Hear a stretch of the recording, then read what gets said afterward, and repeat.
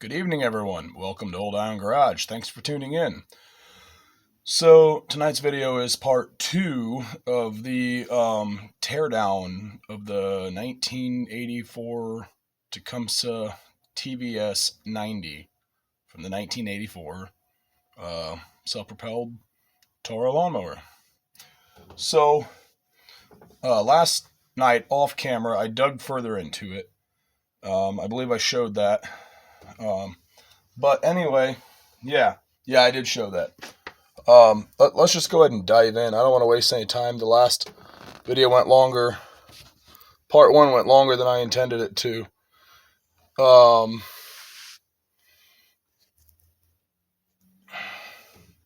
So here we are. Where we left off. We're inside. I've already got the bolts for the rod cap loose.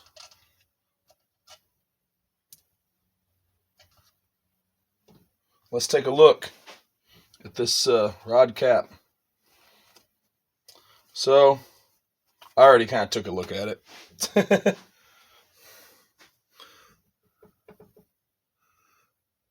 don't look bad to me. I mean, visually.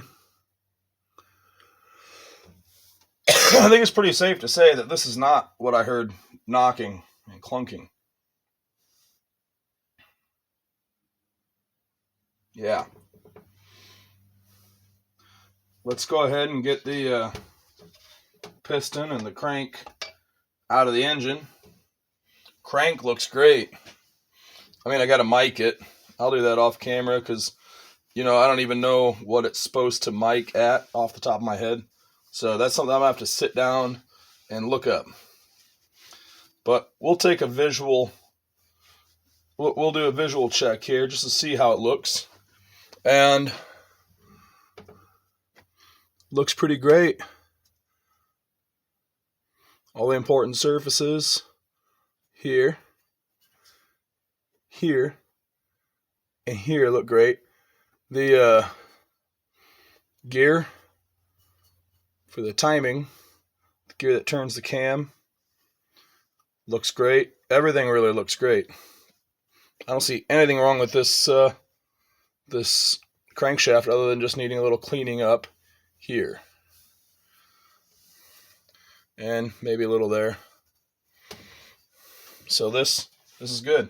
Guys, I think we're going to have this engine running again. I don't know what it was that was knocking, but man, it sounded just like a bad rod.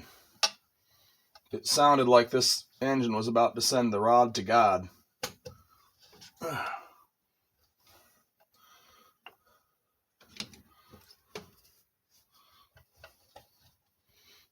Come on.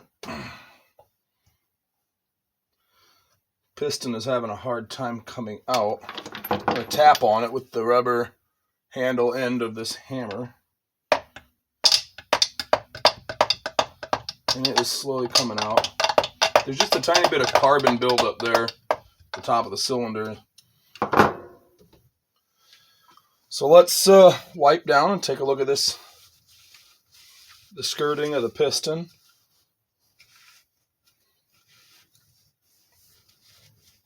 I'm just going to end up reassembling this engine with the parts it has and see what it does. See if it smokes or what it does. Okay, so there. Man, I just wish it wouldn't be so fuzzy. Maybe if I put a background right up close behind it. No.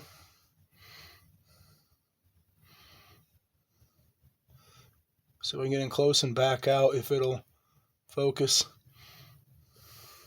I've been having trouble with this camera lately, focusing on things that are closer up. Anyway, well, there you can kind of see if I angle it, the light, you can see it nice and smooth. Doesn't look bad at all. The skirting of the piston has just the slightest scratches on it. I mean, it is not bad by any means. Around the circumference around the top edge, above the top piston ring looks good. I mean, that is a good serviceable part. outside, I've got a bucket of kerosene and a brush, and I'm soaking some parts and cleaning it. This is all going to go in there and get brushed clean. I mean, relatively clean. It doesn't need to be perfect. If I get this engine running real good, I'll worry about getting it running or looking perfect later, or as close to it as I can. I want to see how it runs first. Whoop. Well, I wasn't thinking there. I forgot these were still in there. The tappets or the push rods. And normally I would remove them so I can place them down in order to know which one went to which hole, but I guess they just kind of self-removed. Oops. Alright guys, that's all the further that I'm going to disassemble this.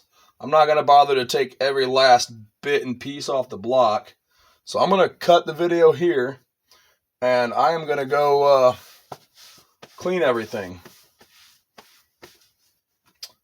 And then we'll be back. Hey there guys. So I got all the parts cleaned. The internal parts all cleaned up nice. Everything really looks to be surprisingly in great shape internally.